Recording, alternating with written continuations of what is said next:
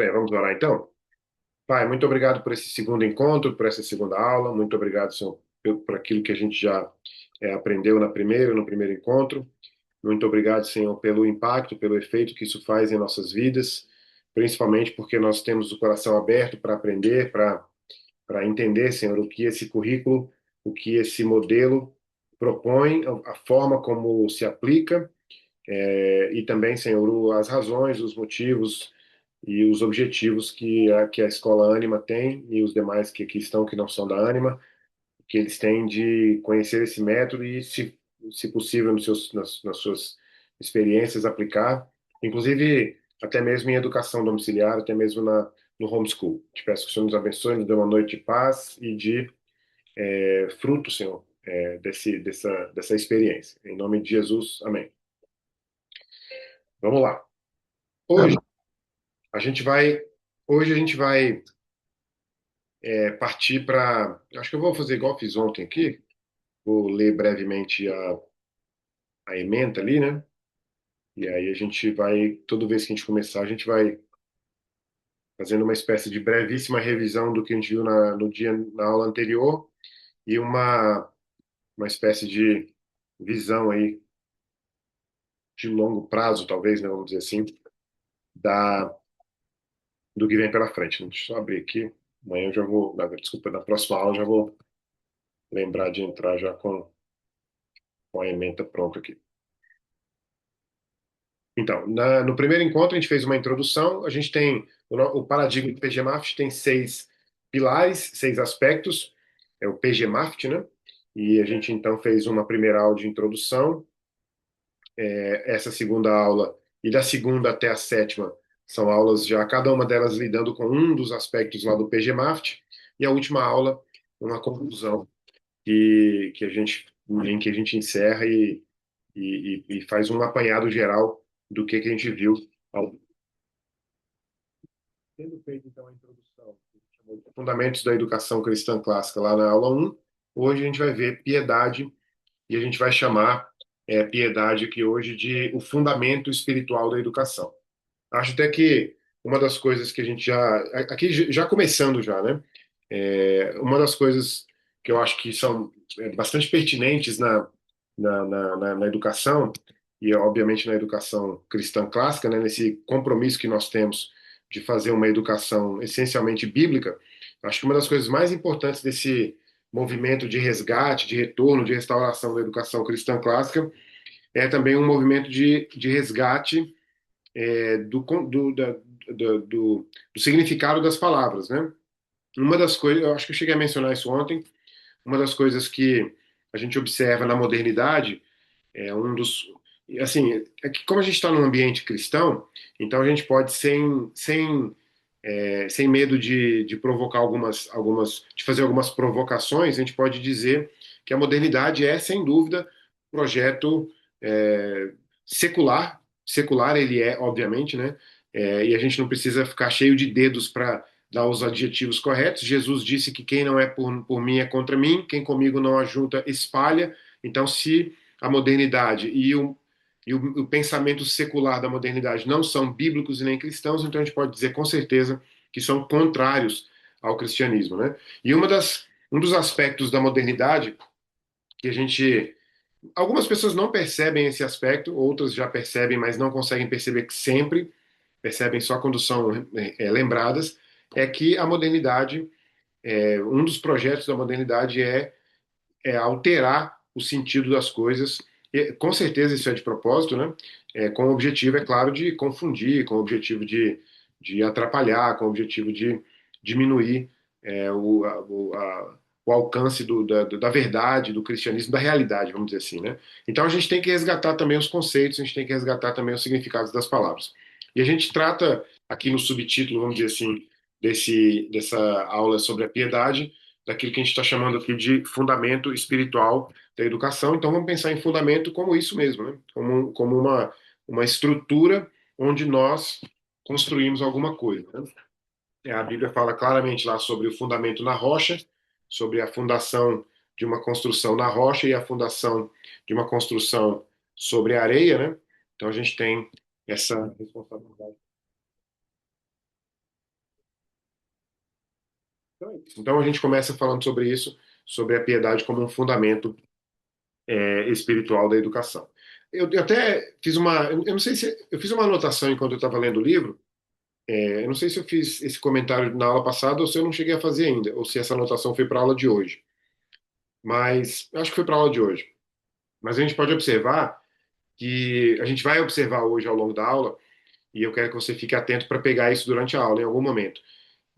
Isso que eu vou falar agora parece bastante radical, bastante polêmico, bastante exagerado, mas eu não tenho nenhum receio de dizer o que eu vou te dizer agora.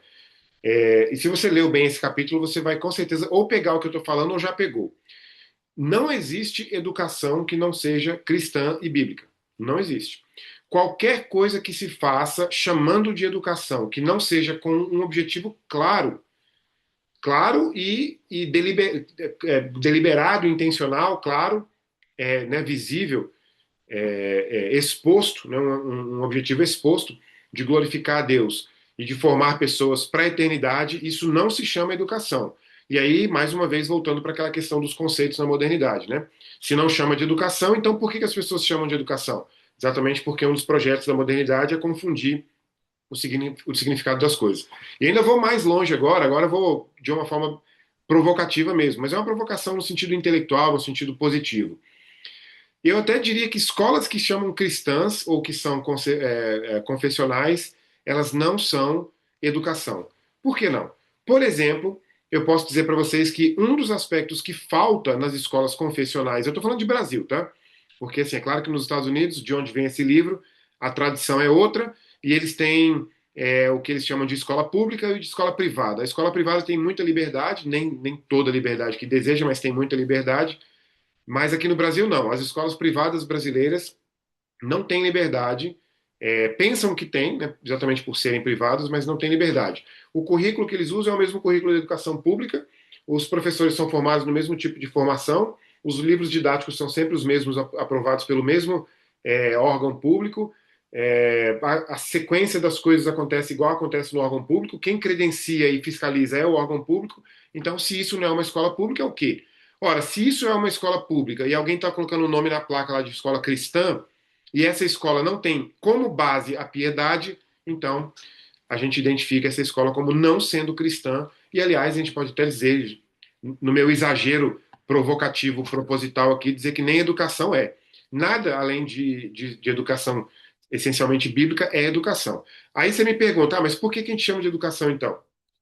Porque a gente, né, o projeto moderno tem o objetivo de confundir mesmo. E o que a gente deveria chamar, você pode perguntar, né? A gente poderia chamar de ensino, né? Inclusive eu mencionei na primeira aula o livro do Ivan Illich, e ele propõe exatamente isso. Ensino é aquilo que é compulsório, e por ser compulsório tem fiscalizadores. E a educação é, é voluntária.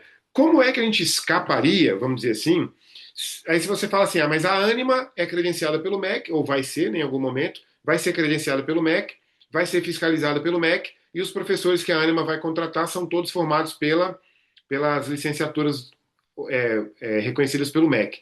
Então quer dizer que a gente não será educação, a gente não será clássico? Não, aí tem um aspecto. O aspecto não tem necessidade da gente fugir a esse ordenamento jurídico só para dizer que é cristão. Mas aí a gente trabalha em outro aspecto, a gente trabalha em outro âmbito. A gente trabalha no âmbito de um currículo construído com esse objetivo. Não se esqueça que currículo é mapa, né? Currículo é mapa. Antigamente, quando nós tínhamos aqueles mapas impressos, se você pega aquele mapa impresso e abre ele enorme assim, e você olha com detalhe ali os trechos ali da estrada que você está percorrendo, o currículo é isso, o currículo é um mapa. Você olha o começo, meio e fim da estrada, quando você pega um currículo na mão, né? Aqui, para aqueles que são pais de alunos aqui na Anima, em algum momento lá na frente vocês vão pedir para a Anima o currículo, para né, eles entregarem para vocês, um documento que vocês têm direito, um documento que está sendo construído exatamente com base nesse paradigma PGMAFT, e vocês vão poder pegar esse documento e olhar esse documento.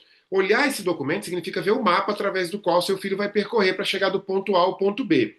Quando você faz isso com um objetivo explícito, inicial, intencional, de levar essa criança a se tornar um discípulo de Cristo de fato, aí você escapou daquelas amarras, né, que eu falei agora há pouco, que criam qualquer coisa, qualquer monstro que seja, qualquer Frankenstein que seja, mas que não é educação de forma nenhuma, certo? E a piedade é importante nesse processo todo, porque a piedade é o eixo. Aliás, tem expressões que indicam a mesma coisa, mas com significado diferente. Por exemplo, a gente chamou de base, fundamento, eixo, né? Se você pensar, por exemplo, em base é onde será construída alguma coisa. Você pensa em eixo, é o meio, né? As coisas passam por aquilo ali durante todo o processo. Então tenham em mente a piedade como isso, né?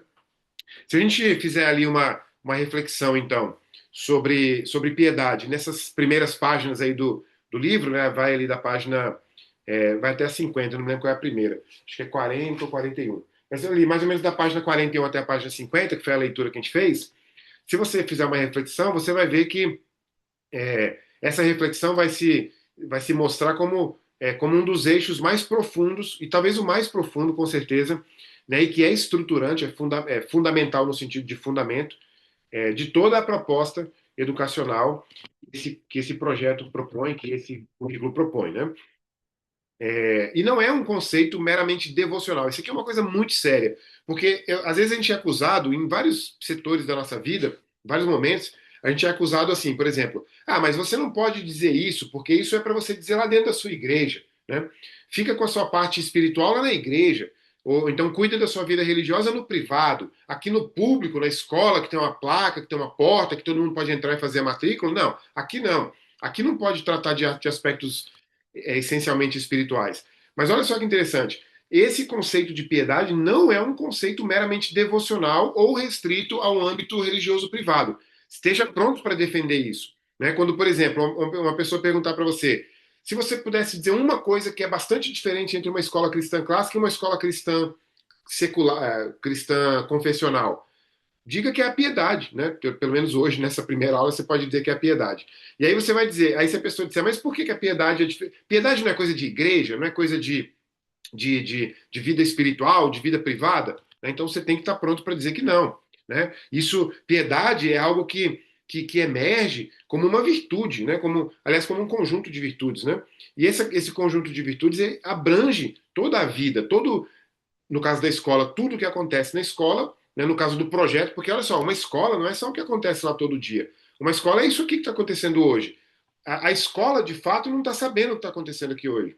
É claro que não é um segredo, os pais estão aqui presentes, mas a escola, aquilo que acontece lá nas reuniões entre os diretores, as reuniões de professores, de departamentos, né, as reuniões com os pais, tudo isso a piedade abrange tudo isso, né? Ela emerge, como eu falei, como uma virtude que abrange tudo isso. E não apenas isso, veja, é muito profundo. E é um pouco angustiante falar tão pouco sobre isso, uma hora, por exemplo, para falar sobre piedade, mas é, é, é, é, não é privado. Por quê? Porque é uma virtude, porque é abrangente e porque é capaz de ordenar. Essa palavra também, gente, perdeu o sentido, né? Perdeu o sentido. Por exemplo, eu vi uma crítica esses dias, no Dia dos Professores, esse ano, o ano passado, quer dizer, né? Eu vi uma crítica da CBN sobre educação militar. Né? Inclusive, o nome do cara é até Meira, o meu sobrenome é Meira também, é um cara famoso no Brasil, esqueci o primeiro nome dele.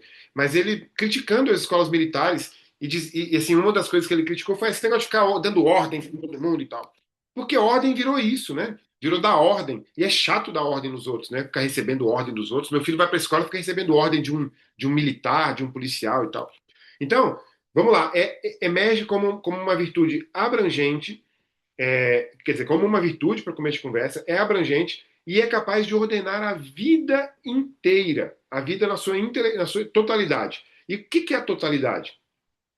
É a vida intelectual, é a vida moral, intelectual no sentido do aprendizado, no sentido da compreensão das coisas, no sentido de como que você age, afinal de contas, com base naquilo que você aprendeu, que você, né, sua visão de mundo. Moral é como você age em relação aos seus deveres, né? A palavra moral tem a ver com dever. Afetiva, vida afetiva, ou seja, quem eu amo, por que eu amo, quem eu não devo amar, ou na verdade quem é um pouco difícil para cristianismo, né? Mas o que eu não devo amar, quem eu devo amar mais, quem eu devo amar menos, quem eu devo amar primeiro, quem eu devo amar depois, e também no aspecto histórico, porque a educação cristã clássica, essa que vocês estão propondo e que nós estamos aprendendo, ela é uma transmissão de cultura, ela é uma enculturação. E por isso que nós cristãos somos contraculturais, né? Nós não somos da cultura do mundo, nós não somos da cultura do Brasil. Por exemplo, a gente, aqui no nosso caso específico, a gente não é católico, a cultura brasileira é católica, a cultura brasileira é sincrética, nós não somos sincréticos. Então nós somos contraculturais, né? A cultura brasileira hoje em dia é politicamente correta, nós não somos. Então veja como que a piedade é extremamente abrangente, né? E aí, ao longo do dia de hoje, da aula, a gente vai falar exatamente, vai falar mais do que é piedade, como aplicar, como reconhecer, como encontrar. Inclusive, eu recebi um comentário hoje de uma família daqui, que está com a gente aqui, é, assim, preocupados sobre como aplicar o que está aprendendo em casa no homeschool, no homeschooling. E aí eu mandei um áudio, vários áudios longos, né? Assim, eu não falo pouco de jeito nenhum. Quem quiser ouvir pouco, não ouve meus áudios. Mas mandei lá áudios longos lá falando sobre como que eu faço o PGMAFT na minha casa, que é uma casa de educação domiciliar, a gente é homeschool aqui, e a gente aplica, eu aplico isso aqui todo dia. Agora, se você perguntar para os meus filhos, eles não sabem, eu não sei, piedade? Não sei, meu pai nunca falou isso, não. Meu pai nunca usou essa palavra aqui, não. Ginástica? Não, a gente não faz ginástica, não. Música? A gente ouve o nosso rock aqui. Por quê? Porque está sendo aplicado, mas está sendo aplicado no dia a dia, a gente percebe no dia. Por exemplo, hoje de manhã a gente fez a nossa devocional aqui em casa na mesa, né? A gente sentou à mesa e fez a devocional. Isso é música, isso é ginástica, isso é piedade. Mas a gente vai vendo sobre isso mais nas próximas aulas. Então vamos continuar então. É, a definição que a gente encontra lá no livro sobre piedade é bem simples e eu acho que assim tem que ser simples para a gente poder compreender, viver e aplicar. Tudo que fica muito complexo, tudo que fica muito complicado, acaba que a gente não consegue fazer, né? E tem que ser prático também. Então, qual é a definição simples que aparece lá? Amor devido ou amor justo, né? A Deus a Deus e aos próximos. A gente pode acrescentar aqui o seguinte: ó, amor devido a Deus, aí você pode acrescentar aos pais, aos ancestrais por causa dos seus pais, às autoridades, ao próximo, obviamente, né? A Deus, eu acho que eu falei Deus no primeiro lá, né? Então isso é piedade. Por exemplo, fui buscar minha esposa no trabalho hoje, ela é professora, ela saiu do trabalho falando que estava muito cansada, e ela mencionou o seguinte: ela falou desse jeito, nós temos um aluno aqui que ele é muito difícil, ele não tem nenhum diagnóstico, mas ele é muito, muito difícil de comportamento.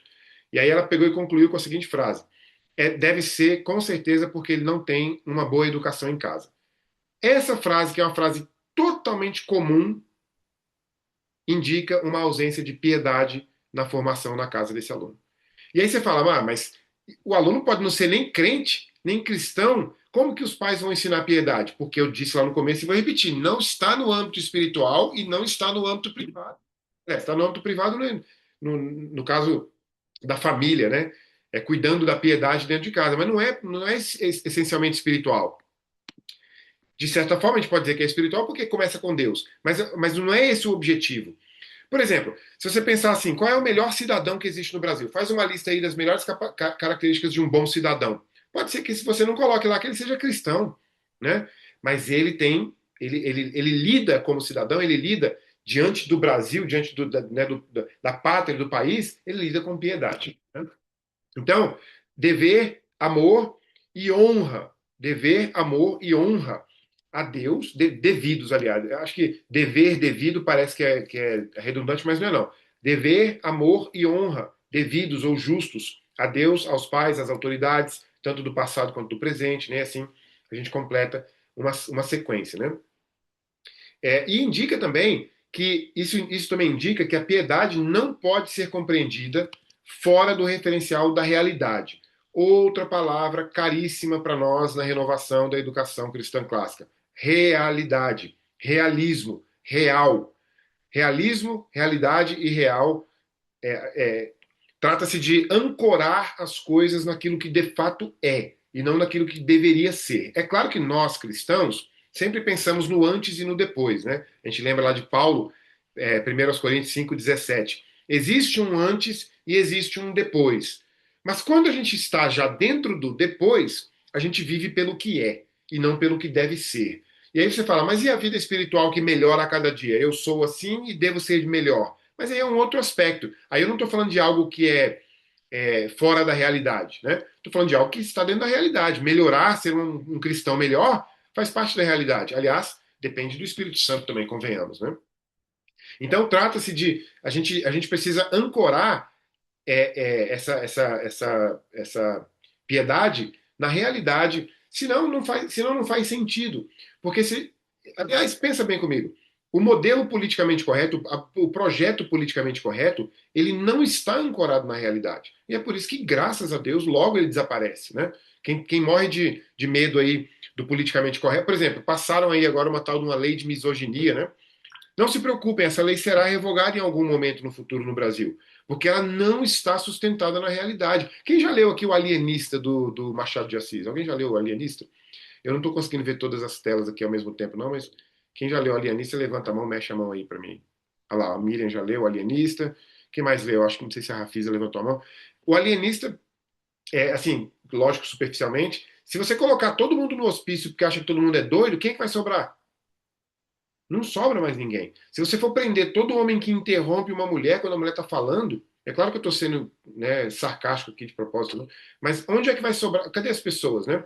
Então, como não está sustentada, ancorada na realidade, não vai se sustentar por muito tempo. E a piedade, ela tem que ser ancorada na realidade, né? E nesse sentido, a piedade, nesse sentido que o livro propõe, a piedade não trata de sentimentos apenas. É claro que há sentimentos envolvidos. Você tem que sentir que você ama o Senhor, que você ama o próximo. Aliás, você tem que treinar amar o próximo, né? Porque se você não treina, também você não ama, né? E treinar, inclusive, na prática. Mas redunda na ação, né? Redunda na ação, exige ações concretas. Você quer ver um exemplo radical? Eu ia falar um pouco mais na frente, mas já vou colocar aqui agora.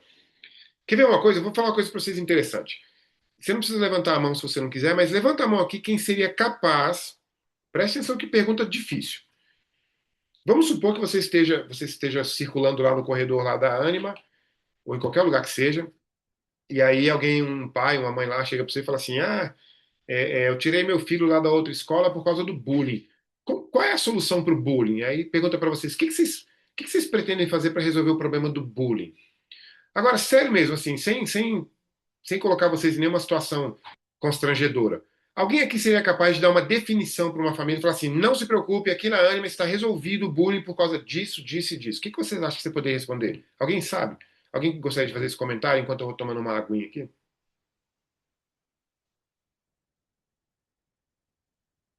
Quem arriscaria dar uma resposta final para o bullying?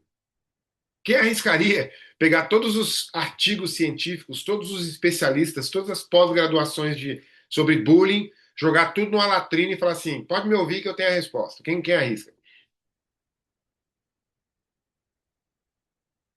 Ninguém, né? Muito bem, vocês estão de parabéns. É muito arriscado, né? Muito arriscado. Mas, ó, presta atenção.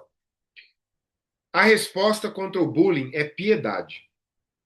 Piedade. Porque, olha só, veja só isso aqui. Eu olho para Deus, eu amo Deus, porque eu reconheço que Deus é o Criador, Deus é soberano, eu reconheço que Deus me criou à imagem e semelhança dele. Eu caí por causa do pecado. Deus encarnou para morrer no meu lugar. Eu sou salvo por causa de Deus.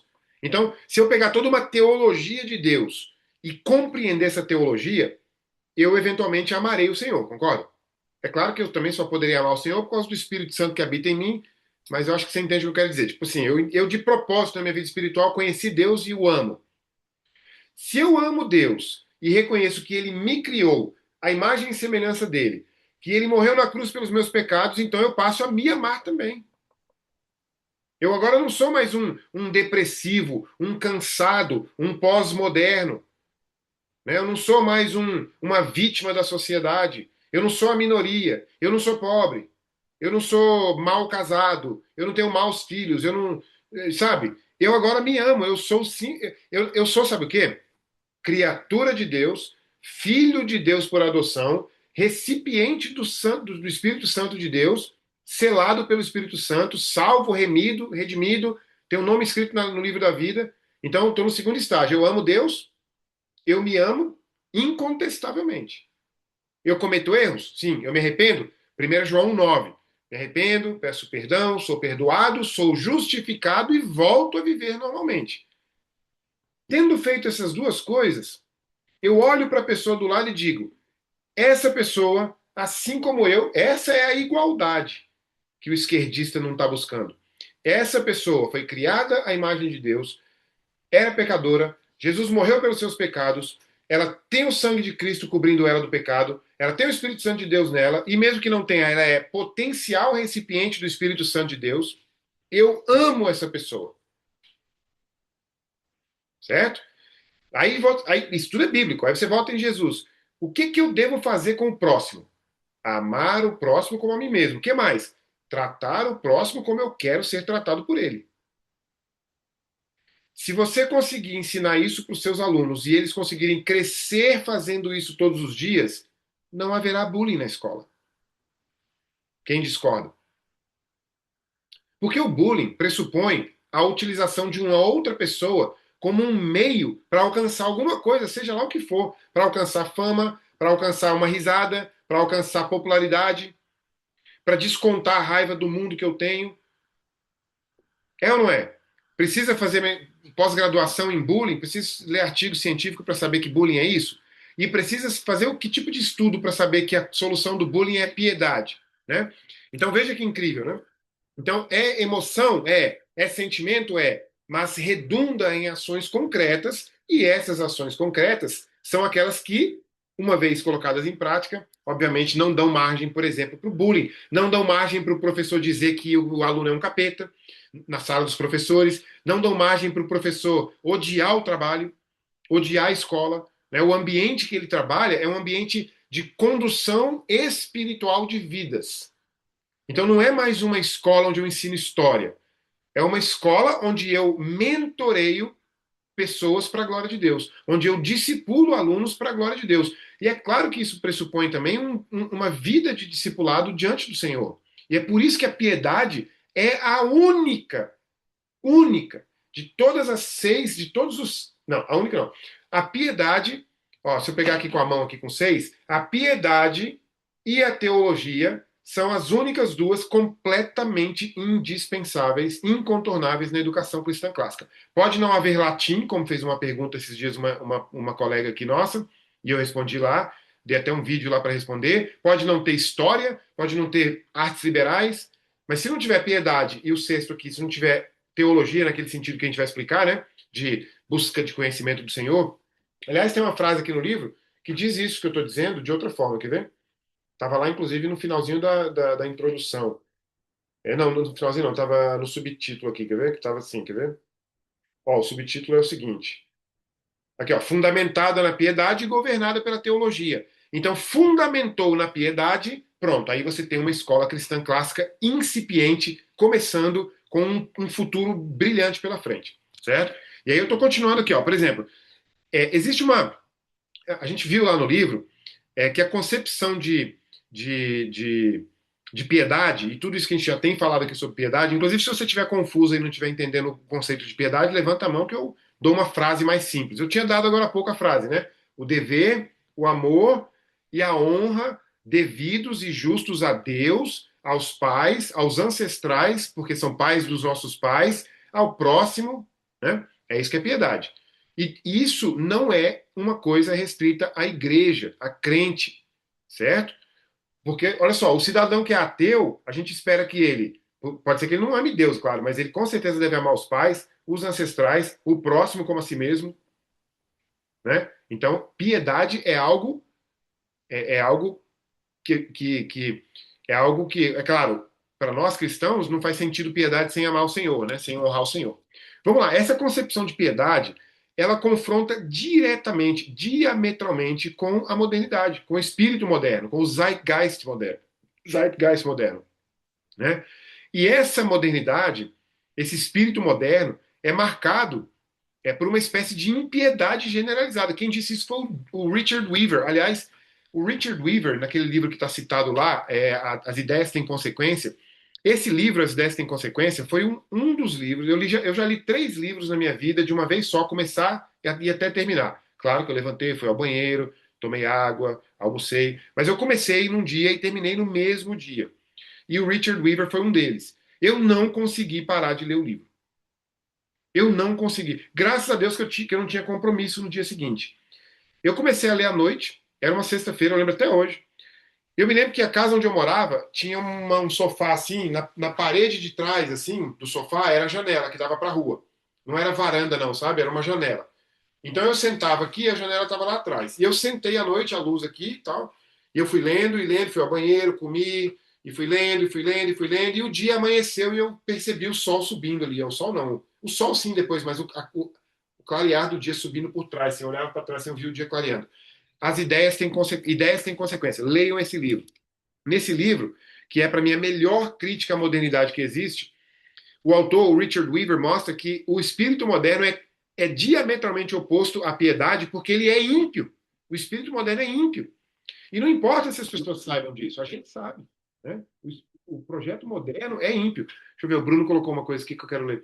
Ancoramos nossa educação na piedade, a piedade, por sua vez, nos levará a amar, obedecer e honrar ao Criador acima de tudo e de todos, e, consequentemente, o que, consequentemente, me levará a amar o próximo e fazer por ele o que Deus nos ensina como a lei áurea dos mandamentos. Exatamente isso, exatamente essa é a ideia. É uma sequência de coisas que, uma vez que elas vão acontecendo, elas vão fazendo um efeito dominó, e aí, como eu disse agora naquele contexto, até o bullying vai embora, né?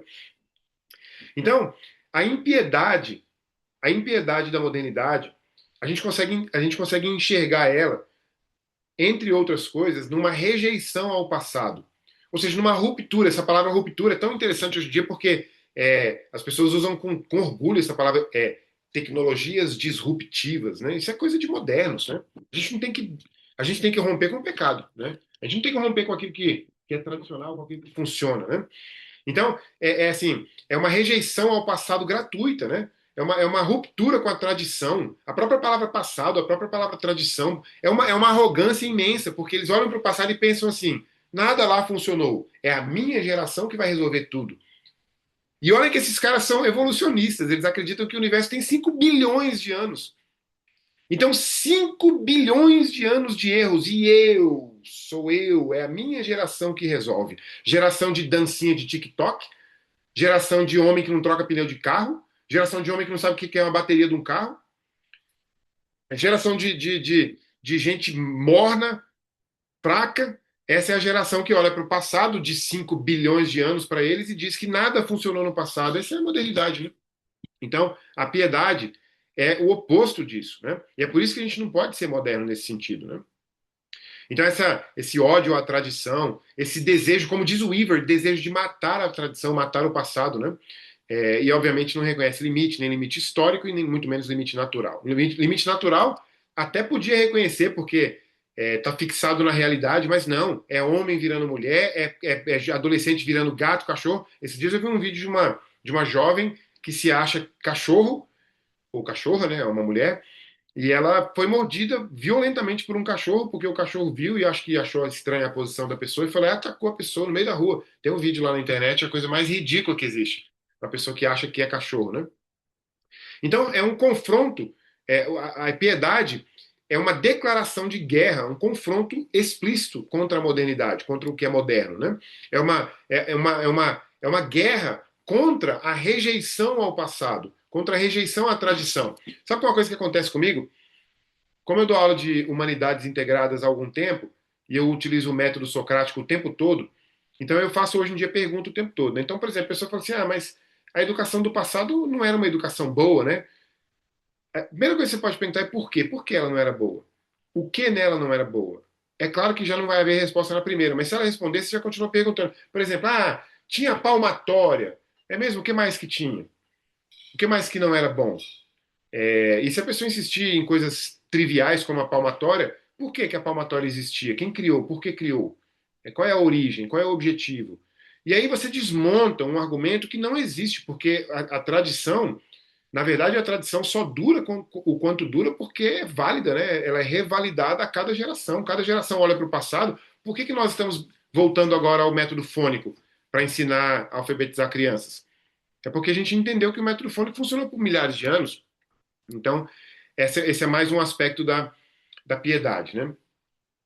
Mas olha só, os autores no livro, a análise que eles fazem também não se limita há uma crítica cultural à modernidade, ao modernismo. Ao modernismo não, desculpa, o modernismo é outra coisa, a modernidade.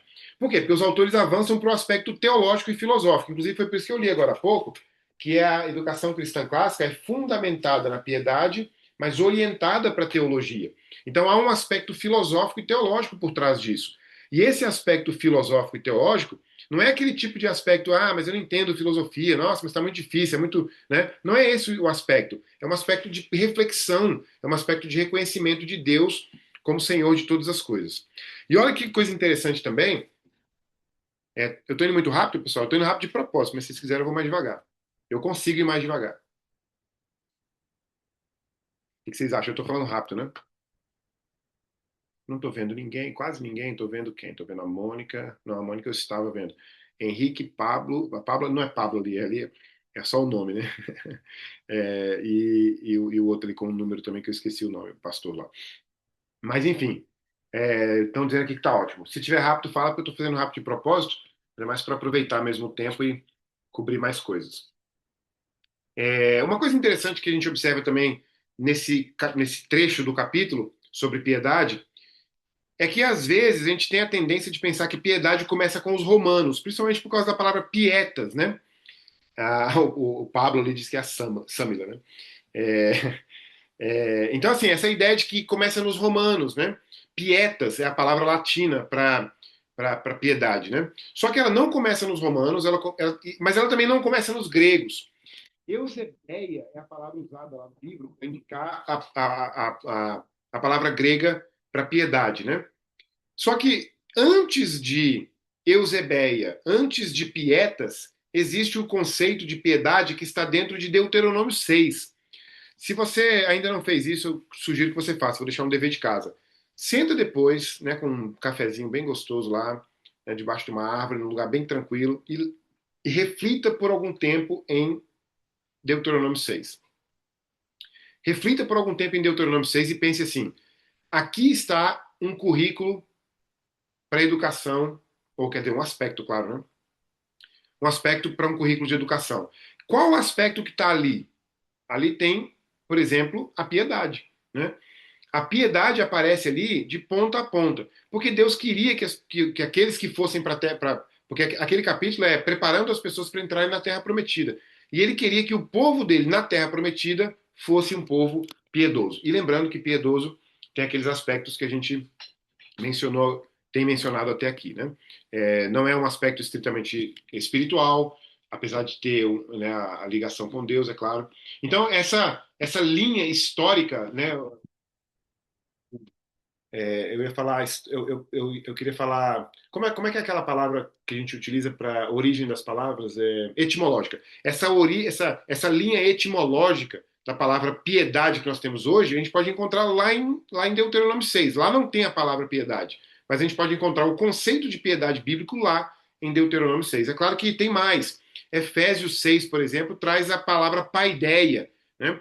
Paideia é uma boa palavra para gente estudar. Aliás, se você quiser estudar bem paideia, tem um livro de 1.400 páginas, 1.377 páginas com o título Paideia. Eu estou indo bem aqui, eu estou na página 258. Eu levo esse livro ali para um café que tem aqui do lado, porque eu separei esse livro para ler durante 2 anos. Então eu separo um pouquinho, pouquinho, pouquinho. Toda vez que eu vou, eu faço questão de ir lá nesse café.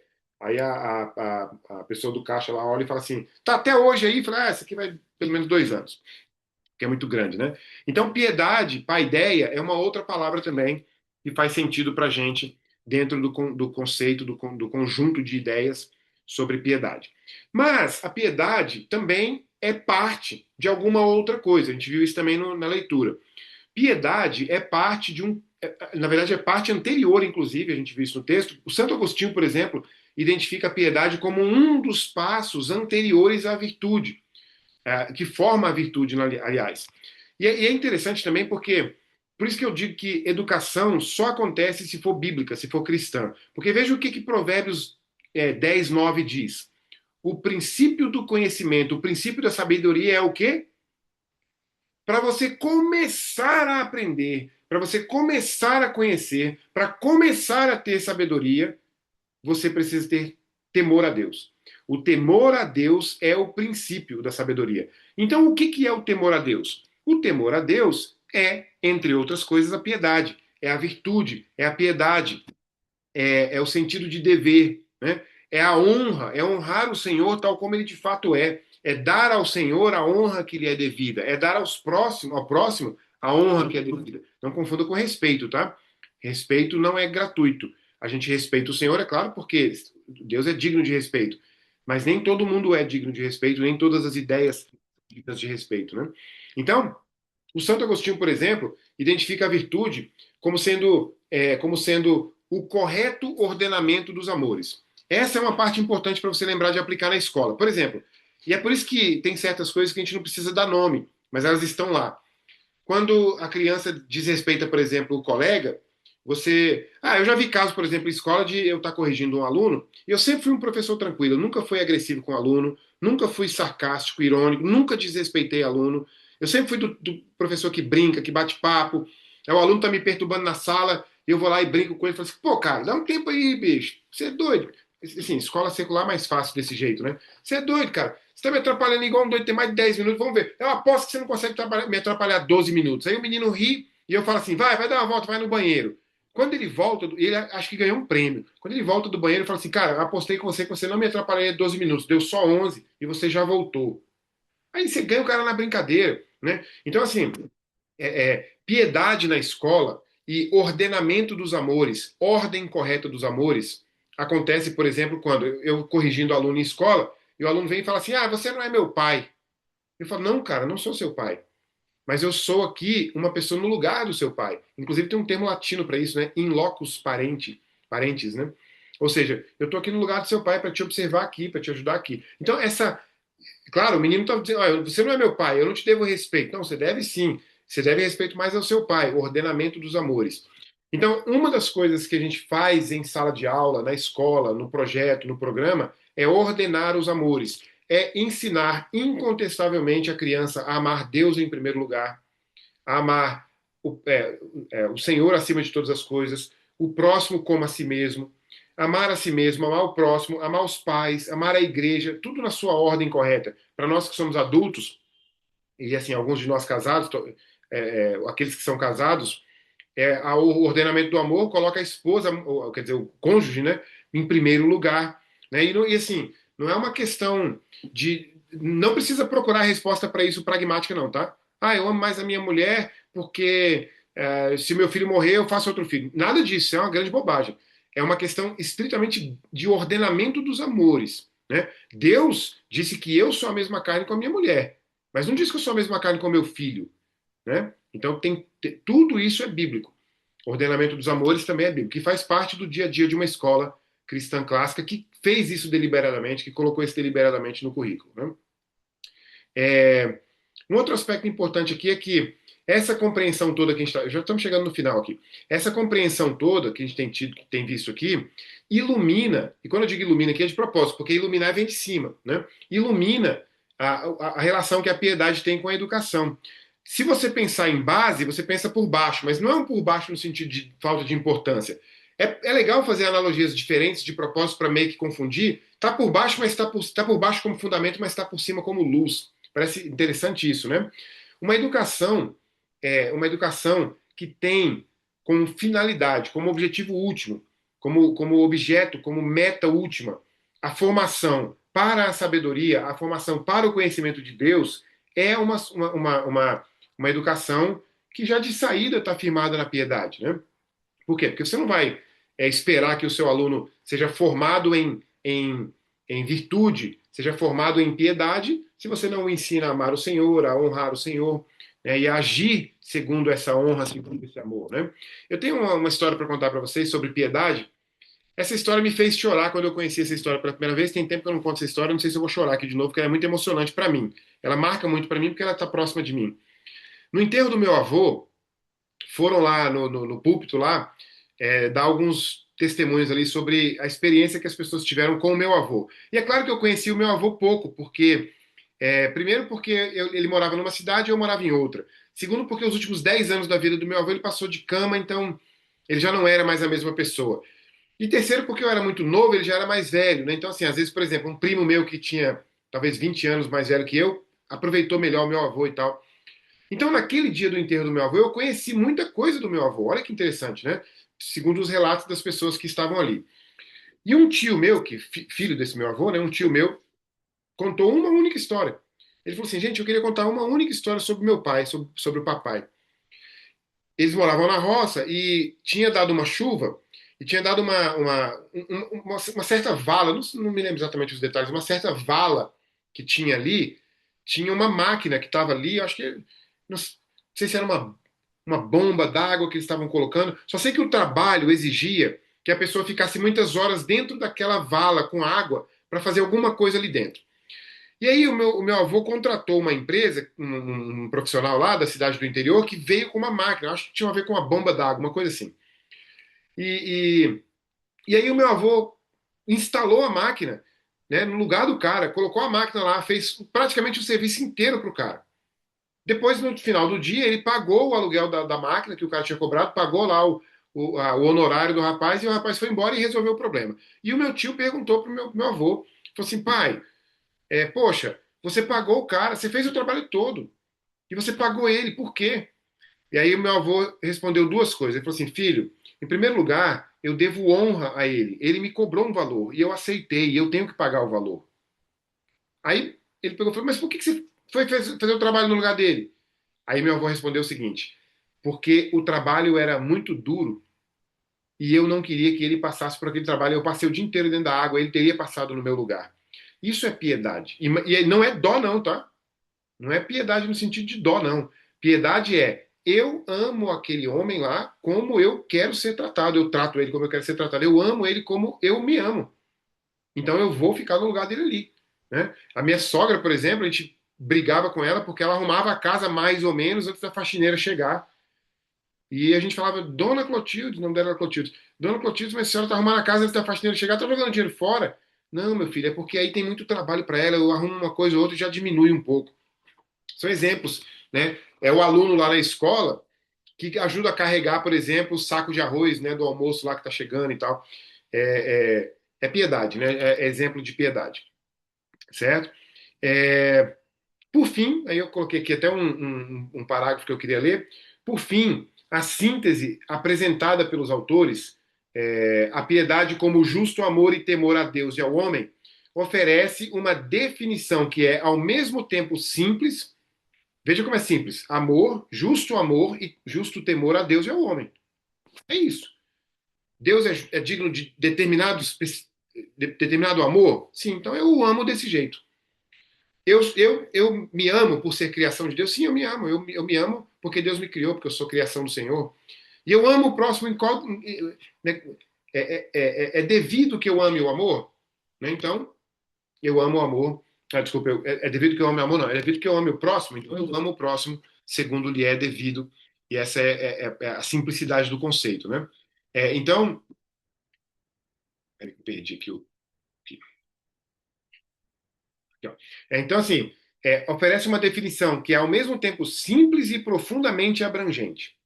E nessa definição se encontram reunidos os elementos essenciais da vida ordenada, quais sejam, quais sejam o amor que se dirige corretamente ao seu objeto, o temor que reconhece a grandeza e a autoridade daquele a quem é devido. Gente, concordam comigo que isso não existe mais hoje em dia, a não ser que seja ensinado, deliberadamente feito?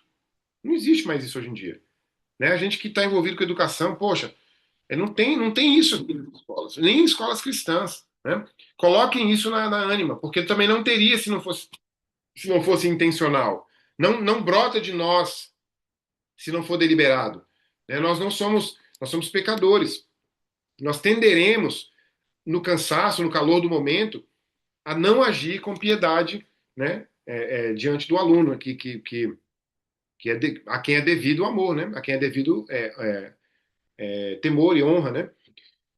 Então, essa definição, para terminar, não apenas resume a tradição cristã clássica, mas também aponta, e aí você tem assim, resume a tradição, tem a ver com o passado, mas aponta, né, para o futuro, para um caminho de restauração de uma educação que é verdadeiramente excelente. Palavra também que foi sequestrada pela modernidade. Excelente é coisa boa. Não, excelência é diferente. Excelência é outra coisa. Aliás, para entender excelência, aquele livro da Paideia lá ajuda. A palavra excelência em grego era arete. Né? Então, para a gente entender o que é excelência, a gente tem que entender o que os gregos chamavam de arete. E aí a gente vai entender o que é excelência. Então é isso. Esse é, essa é a exposição aqui do conteúdo de piedade. Então, para revisar, começamos fazendo uma introdução apresentando todos os 6 pilares do PGMAFT e hoje iniciamos com o primeiro pilar, que é a piedade. Lembrando do que eu falei na aula passada, vejam a piedade como elemento talvez, vejam a piedade como solo, né? E a piedade será alimentada no sentido de semente, né? Será semeada pelas artes liberais. Aí quando a gente chegar nas artes liberais, você vai entender exatamente o que são artes liberais na escola, no dia a dia. E outra coisa, artes liberais não são matérias, né? A gente já sabe disso. Não são matérias. Não tem Aí vai ter aula de quê agora? Vou ter aula de retórica. É claro que você pode ter aula de retórica porque isso existe como um conjunto de conhecimentos, né? Mas não é o caso. Tá certo? Então eu encerro aqui. E a Neuma havia me pedido. Deixa eu encerrar aqui primeiro, peraí, só a gravação aqui.